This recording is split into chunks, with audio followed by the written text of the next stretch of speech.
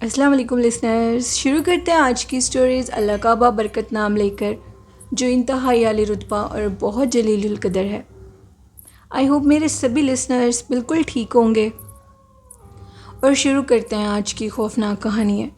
یہ خوفناک کہانی اینی نے شیئر کی ہے ملتان سے۔ اینی کہتی ہیں کہ میں آپ کے چینل کی سٹوری سنتی ہوں اور آج آپ کے ساتھ ایک خوفناک واقعہ شیئر کرنا چاہتی ہوں۔ انہوں نے بتایا کہ ان کے فادر کی ڈیتھ کے بعد وہ لوگ کراچی سے ملتان میں موو ہو گئے۔ انہوں نے ایک گھر رینٹ پہ لیا۔ وہ گھر کافی بسیدہ اور کافی پرانا تھا۔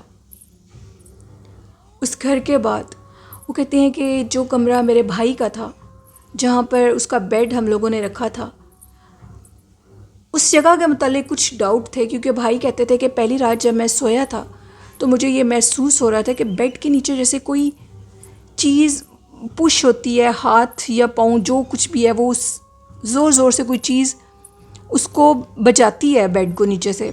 مجھے محسوس ہوتا ہے جیسے کوئی نہ دکھنے والی مخلوق ہے، نیچے سے دیکھتا ہوں تو نیچے کچھ بھی نہیں ہوتا۔ میں بہت زیادہ ڈر جاتا ہوں، اور جب میں صبح اٹھتا ہوں تو روم میں سے بہت گندی کچرے کی سمیل آ رہی ہوتی ہے۔ اب یہ جو سارے واقعات ہیں، ان کی وجہ سے وہ بہت زیادہ پریشان تھا، ہم لوگ بھی پریشان تھے۔ آؤٹ آف سٹی تھے، پہلی دفعہ آئے تھے، چند ہی دن ہوئے تھے۔ یہ سارے واقعات اب بہت زیادہ ڈرا دینے والے تھے۔ کچرے کی سمیل اور بیڈ کے نیچے سے جیسے کوئی مار رہا ہو نیچے سے بیڈ کو۔ تو وہ کہتے ہیں کہ نیچے کچھ بھی نہیں ہوتا تھا۔ اب ایک دن کیا ہوا کہ بھائی سو رہے تھے، اور جیسے ہی وہ اٹھے تو ان کے کمرے میں جگہ جگہ پر کچرے کے ڈھیر لگے ہوئے تھے۔ آپ لوگ یقین نہیں کریں گے کہ یہ سارا ماجرا دیکھ کر ہم لوگوں کے رونگٹے کھڑے ہو گئے اور ہم لوگ ڈر گئے۔ اس قدر گندی سمیل تعفن تھا پورے گھر میں، جو کہ بیان سے باہر تھا۔ کہتے ہیں کہ اینی کہتی ہیں بھائی کو ہم نے کہا وقاص سے کہ اب آپ اس طرح کریں کہ آپ اس کچرے کو باہر اٹھا کر پھینکیں۔ کہتے ہیں جیسے ہی وہ کچرے کے نزدیک آئے تو کچرا پھینکا، رات تک ان کی جو ساری باڈی تھی اس پر چھالے پانی والے نکل آئے۔ اس قدر تعفن اور گندگی تھی اس کچرے کے اندر۔ خیر بھائی پھر اپنے کمرے میں سوتے، اب کچرے کی چیز تو ختم ہو گئی۔ 3 دن کے بعد یہ کام ہوا کہ ہم لوگوں کے سارے گھر کے اندر کہتے ہیں کہ کچرا تھا۔ ہم لوگ صبح سو کر اٹھے تو کچرا تھا جگہ جگہ پر، گندی سمیل تھی۔ اب سارے گھر میں جب کچرے کی سمیل اور کچرا سارے گھر میں تھا، ہم لوگ پریشان ہو گئے، لیکن بھائی اپنے کمرے سے اٹھتے نہیں تھے، ادھر ہی سوتے تھے۔ ایک دن کیا ہوا کہ ہم سب لوگ سو رہے تھے، اچانک سے جب کچرے کی سمیل رات کو شروع ہوئی تو یوں محسوس ہو رہا تھا کہ جیسے کچن کے اندر کوئی موجود ہے۔ ہم لوگ اٹھے، گھر کے اندر کچرا تو موجود تھا، لیکن کچن کے اندر ایک بوڑھا شخص کھڑا تھا، جو کہ انتہائی خوفناک تھا۔ اس کا کالا سیاہ جسم اور سرخ لال آنکھیں دل کو دہلا دے رہی تھی۔ ہم لوگ اس کو اپنی آنکھوں سے دیکھ رہے تھے۔ وہ کچن کے اندر کھڑا تھا۔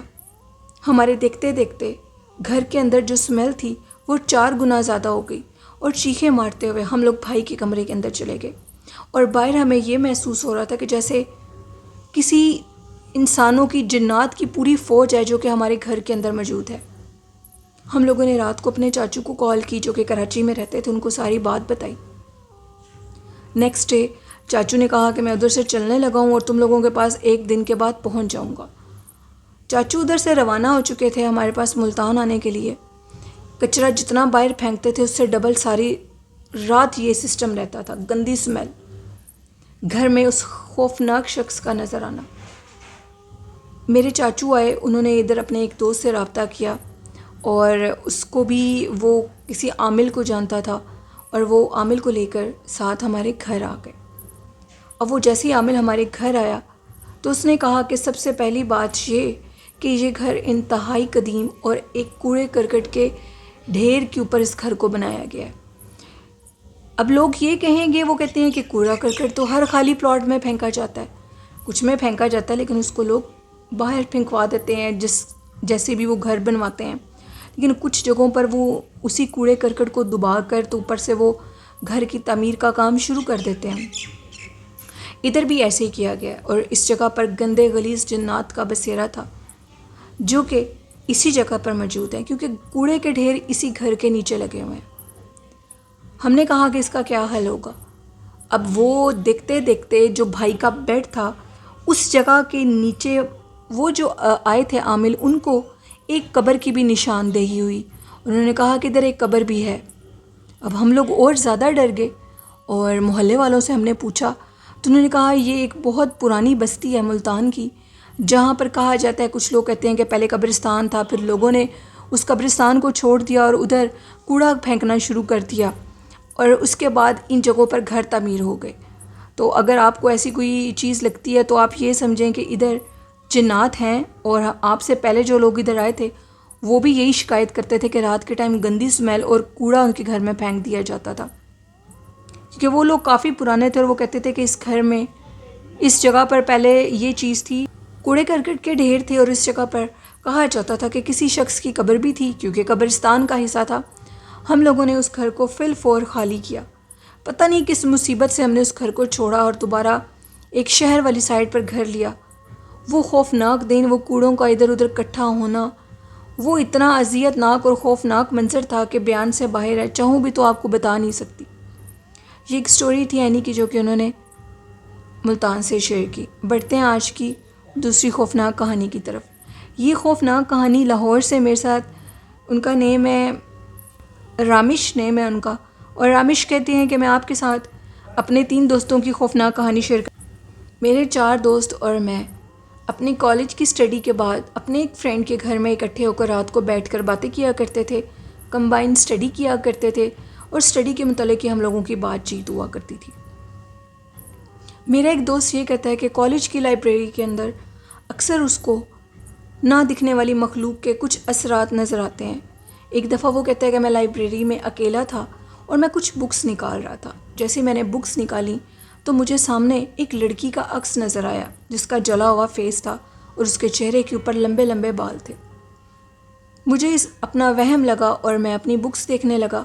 کچھ دیر کے بعد مجھے یہ محسوس ہوا کہ جیسے میرے کندھے کے اوپر کسی نے ہاتھ رکھ دیا ہے.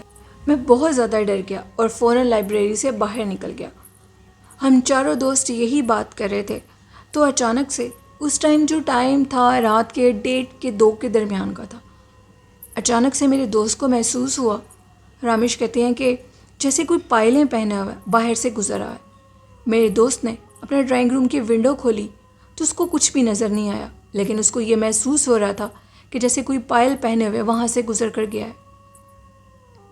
میرا دوست کہتا ہے کہ میں نے فوراً ڈرائنگ روم کا دروازہ کھولا اور باہر سے جب دیکھا تو ایک عورت تھی جو کہ سرخ لباس میں تھی اور وہ ہماری گلی کی اس سائڈ پر جا رہی تھی جہاں پر ایک قدیم پرانا گھر تھا جس میں کبھی بھی کوئی نہیں گیا.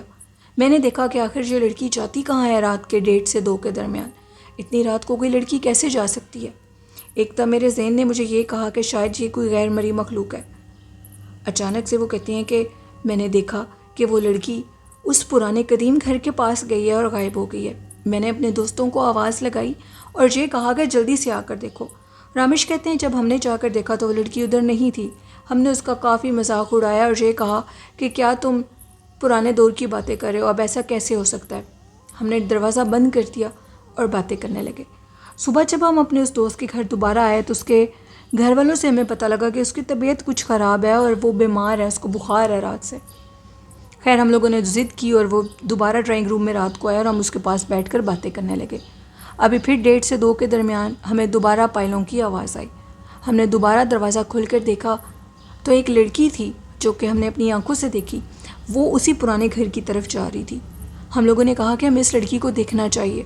جیسے ہی ہم لوگ اس لڑکی کے پیچھے گئے تو وہ لڑکی اس پرانے قدیم گھر کے قریب گئی اور وہ ایک کتے کی شیپ میں بدل گئی اور ہمارے دیکھتے دیکھتے وہ کتا ایک بلی کے روپ میں آیا اور اس گھر کے پرانے گیٹ کے اندر گیا اور غائب ہو گیا یا جو بھی ہوا. اب ہماری جسم کانپ رہے تھے کیونکہ ہم نے اپنی آنکھوں سے ایک عورت کو اس کی جسم کی شیپ بدلتے ہوئے دیکھی. وہ کیا منظر تھا وہ میں الفاظ میں بیان نہیں کر سکتا. اتنا ضابطہ اور خوف ہم لوگوں کی جسم کے اوپر تھا کہ ہم کانپ رہے تھے اور وہاں سے ہم لوگ ہل بھی نہیں پا رہے تھے. میرے ایک دوست نے آیت الکرسی پڑھی، رامش کہتے ہیں، اور آیت الکرسی نے ہمارا دماغ کھولا، ہمارے قدم اٹھنے کے قابل ہوئے اور ہم لوگ ادھر سے بھاگ کر ڈرائنگ روم میں آ گئے. رامش کہتے ہیں کہ ہم لوگ بہت ڈر گئے اور پھر ایک دوسرے کے گھر جانا چھوڑ دیا. جب ہمارے پیرنٹس نے پوچھا کہ اب تم لوگ کمبائنڈ اسٹڈی نہیں کرتے تو ہم نے ان کو یہ بات بتائی. میرا وہ فرینڈ جس کے گھر میں یہ واقعہ پیش آیا تھا, گلی میں واقعہ پیش آیا تھا, اس کے جو پیرنٹس تھے انہوں نے بتایا کہ یہ جو خالی گھر ہے سامنے, یہاں پر کہا جاتا ہے کہ ایک لڑکی کی ڈیتھ ہوئی تھی, اس کو مار دیا گیا تھا, اس کے ساتھ جو بھی زیادتی ظلم کیا گیا, اس کے بعد گلی میں ہمیشہ پائل پہنے ہوئے کوئی چیز گزرتی ہے اور وہ چاند کی شروع کی تاریخوں میں گزرتی ہے.